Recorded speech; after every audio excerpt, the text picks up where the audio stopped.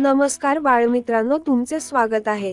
आज मी तुम्हाला एक गोष्ट सांगणार आहे, तिचे नाव आहे खेकडा आणि करकोचा। एकेकाळी तलावाच्या कडेला एक करकोचा राहत होता। तलावात भरपूर मासे होते आणि करकोचे नेहमी पोट भरून मासे खायचा। जसजशी वर्षे निघून गेली तसतसा करकोचा म्हातारा होत गेला आणि त्याला अन्नासाठी मासे पकडणे कठीण झाले। कधी कधी तो दिवसभर उपाशी असायचा। करकोचाने एका योजनेचा विचार केला। चेहऱ्यावर उदास नजरेने तो तलावाजवळ उभा राहिला। त्याने एकही मासा पकडण्याचा प्रयत्न केला नाही। तलावातील मासे, बेडूक आणि खेकडे यांना ही गोष्ट लक्षात आली आणि त्याला काय प्रकरण आहे ते विचारले। मी ऐकले आहे की काही लोक लवकरच हा तलाव भरतील आणि त्यावर पिके घेतील।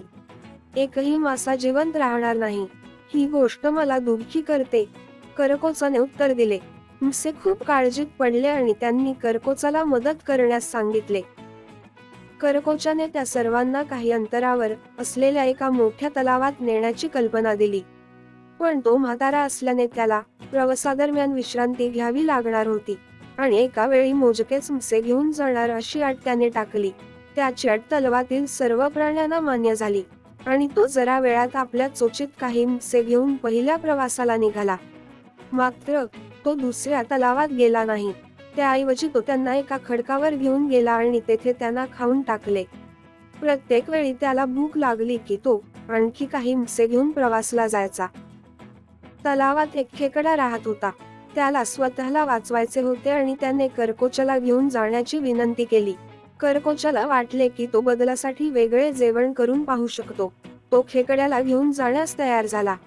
करकोचा खेकड्याला घेऊन उडून गेला। थोड्या वेळाने खेकड्याने खाली पाहिलं तर त्याला फक्त कोरडी जमीनच दिसली। अरे करकोचा, तू मला ज्या मोठ्या तलावात घेऊन जात आहेस ते कुठे आहे? त्याने विचारले। करकोचा हसला आणि खाली एका खडकाकडे इशारा केला। खडकावर माशांच्या हाडांचे ढीग होते।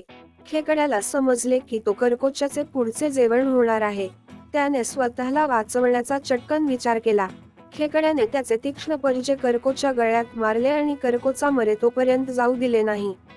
त्यानंतर त्याने करकोचाचे डोके कापले आणि तो ज्या तलावात राहत होता त्या तलावात त्याला घेऊन गेला।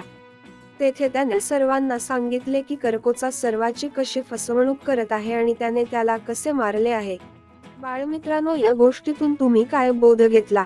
की कोणाचीही फसवणूक करू नका। चला तर बाय बाय बाळमित्रांनो।